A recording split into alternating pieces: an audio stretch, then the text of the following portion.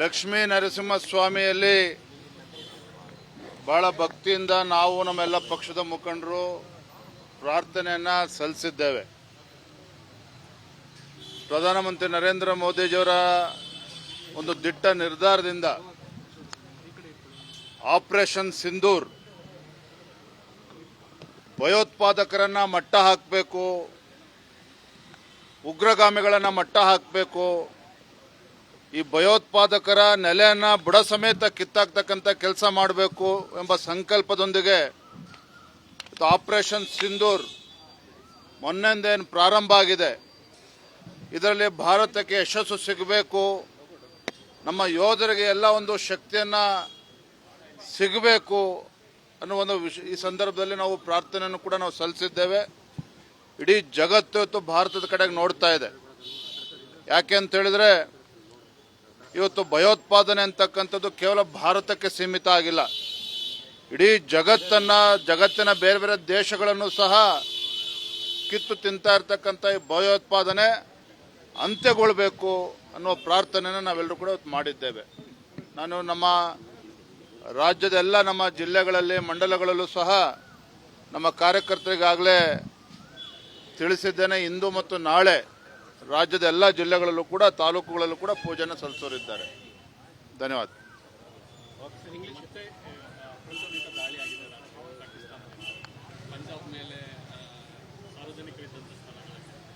ಪಾಕಿಸ್ತಾನ ಕಡೆಯಿಂದ ಏನೇ ದಾಳಿಗಳು ನಡೆದರೂ ಸಹ ಇದನ್ನ ಎದುರಿಸ್ತಕ್ಕಂಥ ಶಕ್ತಿ ನಮ್ಮ ಭಾರತ ಸೇನೆಗಿದೆ. ಅದನ್ನು ಎದುರಿಸ್ತಾರೆ. ಲಕ್ಷ್ಮೀ ನರಸಿಂಹಸ್ವಾಮಿಯಲ್ಲಿ ಬಹಳ ಭಕ್ತಿಯಿಂದ ನಾವು ನಮ್ಮೆಲ್ಲ ಪಕ್ಷದ ಮುಖಂಡರು ಪ್ರಾರ್ಥನೆಯನ್ನ ಸಲ್ಲಿಸಿದ್ದೇವೆ. ಪ್ರಧಾನಮಂತ್ರಿ ನರೇಂದ್ರ ಮೋದಿಜಿಯವರ ಒಂದು ದಿಟ್ಟ ನಿರ್ಧಾರದಿಂದ ಆಪರೇಷನ್ ಸಿಂಧೂರ್ ಭಯೋತ್ಪಾದಕರನ್ನ ಮಟ್ಟ ಹಾಕಬೇಕು,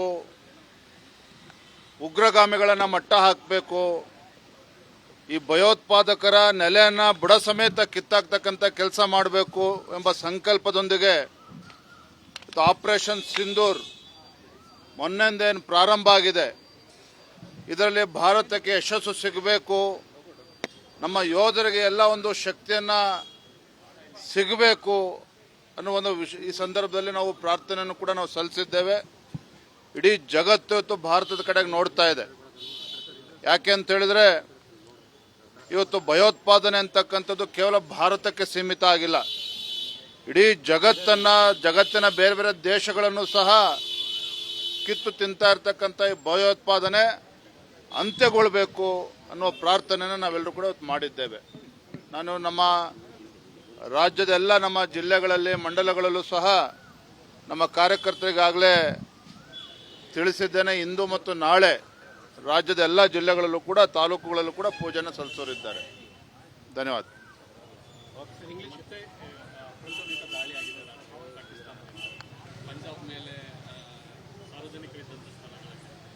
ಪಾಕಿಸ್ತಾನ ಕಡೆಯಿಂದ ಏನೇ ದಾಳಿಗಳು ನಡೆದರೂ ಸಹ ಇದನ್ನ ಎದುರಿಸ್ತಕ್ಕಂಥ ಶಕ್ತಿ ನಮ್ಮ ಭಾರತ ಸೇನೆಗಿದೆ. ಅದನ್ನು ಎದುರಿಸ್ತಾರೆ. ಲಕ್ಷ್ಮೀ ನರಸಿಂಹಸ್ವಾಮಿಯಲ್ಲಿ ಬಹಳ ಭಕ್ತಿಯಿಂದ ನಾವು ನಮ್ಮೆಲ್ಲ ಪಕ್ಷದ ಮುಖಂಡರು ಪ್ರಾರ್ಥನೆಯನ್ನ ಸಲ್ಲಿಸಿದ್ದೇವೆ. ಪ್ರಧಾನಮಂತ್ರಿ ನರೇಂದ್ರ ಮೋದಿಜಿಯವರ ಒಂದು ದಿಟ್ಟ ನಿರ್ಧಾರದಿಂದ ಆಪರೇಷನ್ ಸಿಂಧೂರ್ ಭಯೋತ್ಪಾದಕರನ್ನ ಮಟ್ಟ ಹಾಕಬೇಕು, ಉಗ್ರಗಾಮಿಗಳನ್ನ ಮಟ್ಟ ಹಾಕಬೇಕು, ಈ ಭಯೋತ್ಪಾದಕರ ನೆಲೆಯನ್ನ ಬುಡ ಸಮೇತ ಕಿತ್ತಾಕ್ತಕ್ಕಂಥ ಕೆಲಸ ಮಾಡಬೇಕು ಎಂಬ ಸಂಕಲ್ಪದೊಂದಿಗೆ ಆಪರೇಷನ್ ಸಿಂಧೂರ್ ಮೊನ್ನೆಂದೇನು ಪ್ರಾರಂಭ ಆಗಿದೆ. ಇದರಲ್ಲಿ ಭಾರತಕ್ಕೆ ಯಶಸ್ಸು ಸಿಗಬೇಕು, ನಮ್ಮ ಯೋಧರಿಗೆ ಎಲ್ಲ ಒಂದು ಶಕ್ತಿಯನ್ನ ಸಿಗಬೇಕು ಅನ್ನೋ ಒಂದು ಈ ಸಂದರ್ಭದಲ್ಲಿ ನಾವು ಪ್ರಾರ್ಥನೆಯನ್ನು ಕೂಡ ನಾವು ಸಲ್ಲಿಸಿದ್ದೇವೆ. ಇಡೀ ಜಗತ್ತು ಇವತ್ತು ಭಾರತದ ಕಡೆಗೆ ನೋಡ್ತಾ ಇದೆ. ಯಾಕೆ ಅಂತ ಹೇಳಿದ್ರೆ ಇವತ್ತು ಭಯೋತ್ಪಾದನೆ ಅಂತಕ್ಕಂಥದ್ದು ಕೇವಲ ಭಾರತಕ್ಕೆ ಸೀಮಿತ ಆಗಿಲ್ಲ.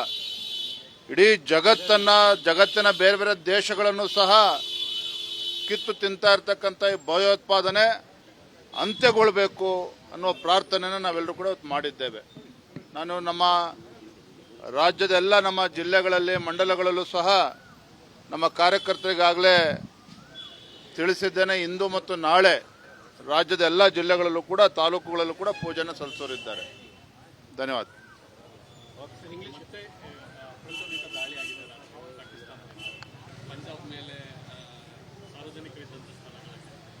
ಪಾಕಿಸ್ತಾನ ಕಡೆಯಿಂದ ಏನೇ ದಾಳಿಗಳು ನಡೆದರೂ ಸಹ ಇದನ್ನ ಎದುರಿಸ್ತಕ್ಕಂಥ ಶಕ್ತಿ ನಮ್ಮ ಭಾರತ ಸೇನೆಗಿದೆ. ಅದನ್ನು ಎದುರಿಸ್ತಾರೆ.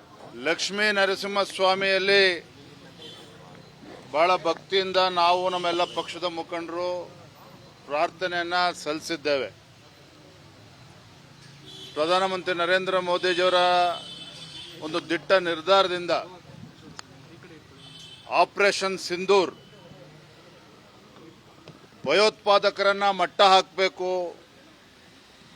ಉಗ್ರಗಾಮಿಗಳನ್ನ ಮಟ್ಟ ಹಾಕಬೇಕು, ಈ ಭಯೋತ್ಪಾದಕರ ನೆಲೆಯನ್ನ ಬುಡ ಸಮೇತ ಕಿತ್ತಾಕ್ತಕ್ಕಂಥ ಕೆಲಸ ಮಾಡಬೇಕು ಎಂಬ ಸಂಕಲ್ಪದೊಂದಿಗೆ ಆಪರೇಷನ್ ಸಿಂಧೂರ್ ಮೊನ್ನೆಂದೇನು ಪ್ರಾರಂಭ ಆಗಿದೆ.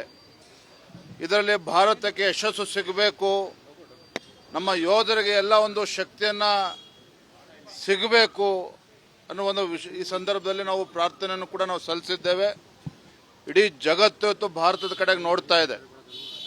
ಯಾಕೆ ಅಂತ ಹೇಳಿದ್ರೆ ಇವತ್ತು ಭಯೋತ್ಪಾದನೆ ಅಂತಕ್ಕಂಥದ್ದು ಕೇವಲ ಭಾರತಕ್ಕೆ ಸೀಮಿತ ಆಗಿಲ್ಲ. ಇಡೀ ಜಗತ್ತಿನ ಬೇರೆ ಬೇರೆ ದೇಶಗಳನ್ನು ಸಹ ಕಿತ್ತು ತಿಂತಾ ಇರ್ತಕ್ಕಂಥ ಈ ಭಯೋತ್ಪಾದನೆ ಅಂತ್ಯಗೊಳ್ಳಬೇಕು ಅನ್ನೋ ಪ್ರಾರ್ಥನೆಯನ್ನು ನಾವೆಲ್ಲರೂ ಕೂಡ ಇವತ್ತು ಮಾಡಿದ್ದೇವೆ.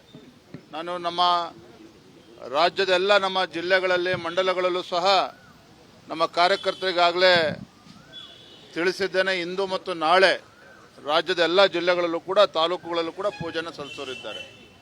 ಧನ್ಯವಾದ.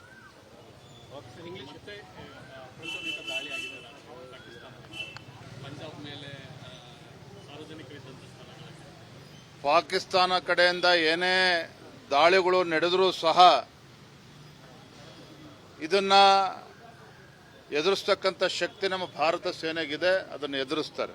ಲಕ್ಷ್ಮೀ ನರಸಿಂಹಸ್ವಾಮಿಯಲ್ಲಿ ಬಹಳ ಭಕ್ತಿಯಿಂದ ನಾವು ನಮ್ಮೆಲ್ಲ ಪಕ್ಷದ ಮುಖಂಡರು ಪ್ರಾರ್ಥನೆಯನ್ನ ಸಲ್ಲಿಸಿದ್ದೇವೆ. ಪ್ರಧಾನಮಂತ್ರಿ ನರೇಂದ್ರ ಮೋದಿಜಿಯವರ ಒಂದು ದಿಟ್ಟ ನಿರ್ಧಾರದಿಂದ ಆಪರೇಷನ್ ಸಿಂಧೂರ್ ಭಯೋತ್ಪಾದಕರನ್ನ ಮಟ್ಟ ಹಾಕಬೇಕು, ಉಗ್ರಗಾಮಿಗಳನ್ನ ಮಟ್ಟ ಹಾಕಬೇಕು, ಈ ಭಯೋತ್ಪಾದಕರ ನೆಲೆಯನ್ನ ಬುಡ ಸಮೇತ ಕಿತ್ತಾಕ್ತಕ್ಕಂಥ ಕೆಲಸ ಮಾಡಬೇಕು ಎಂಬ ಸಂಕಲ್ಪದೊಂದಿಗೆ ಆಪರೇಷನ್ ಸಿಂಧೂರ್ ಮೊನ್ನೆಂದೇನು ಪ್ರಾರಂಭ ಆಗಿದೆ. ಇದರಲ್ಲಿ ಭಾರತಕ್ಕೆ ಯಶಸ್ಸು ಸಿಗಬೇಕು, ನಮ್ಮ ಯೋಧರಿಗೆ ಎಲ್ಲ ಒಂದು ಶಕ್ತಿಯನ್ನ ಸಿಗಬೇಕು ಅನ್ನೋ ಒಂದು ಈ ಸಂದರ್ಭದಲ್ಲಿ ನಾವು ಪ್ರಾರ್ಥನೆಯನ್ನು ಕೂಡ ನಾವು ಸಲ್ಲಿಸಿದ್ದೇವೆ. ಇಡೀ ಜಗತ್ತು ಇವತ್ತು ಭಾರತದ ಕಡೆಗೆ ನೋಡ್ತಾ ಇದೆ. ಯಾಕೆ ಅಂತ ಹೇಳಿದ್ರೆ ಇವತ್ತು ಭಯೋತ್ಪಾದನೆ ಅಂತಕ್ಕಂಥದ್ದು ಕೇವಲ ಭಾರತಕ್ಕೆ ಸೀಮಿತ ಆಗಿಲ್ಲ. ಇಡೀ ಜಗತ್ತಿನ ಬೇರೆ ಬೇರೆ ದೇಶಗಳನ್ನು ಸಹ ಕಿತ್ತು ತಿಂತಾ ಇರ್ತಕ್ಕಂಥ ಈ ಭಯೋತ್ಪಾದನೆ ಅಂತ್ಯಗೊಳ್ಳಬೇಕು ಅನ್ನೋ ಪ್ರಾರ್ಥನೆಯನ್ನು ನಾವೆಲ್ಲರೂ ಕೂಡ ಇವತ್ತು ಮಾಡಿದ್ದೇವೆ. ನಾನು ನಮ್ಮ ರಾಜ್ಯದ ಎಲ್ಲ ನಮ್ಮ ಜಿಲ್ಲೆಗಳಲ್ಲಿ ಮಂಡಲಗಳಲ್ಲೂ ಸಹ ನಮ್ಮ ಕಾರ್ಯಕರ್ತರಿಗಾಗಲೇ ತಿಳಿಸಿದ್ದೇನೆ. ಇಂದು ಮತ್ತು ನಾಳೆ ರಾಜ್ಯದ ಎಲ್ಲ ಜಿಲ್ಲೆಗಳಲ್ಲೂ ಕೂಡ ತಾಲೂಕುಗಳಲ್ಲೂ ಕೂಡ ಪೂಜೆಯನ್ನು ಸಲ್ಲಿಸೋರಿದ್ದಾರೆ. ಧನ್ಯವಾದ.